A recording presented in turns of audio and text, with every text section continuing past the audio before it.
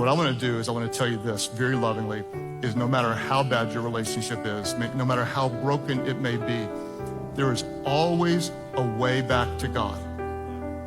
And with God, all things are possible. There's always a way back to God.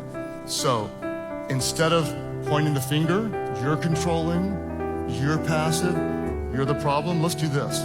Let's point our heart back toward God, because there's always a way back to God. And with God, all things are possible.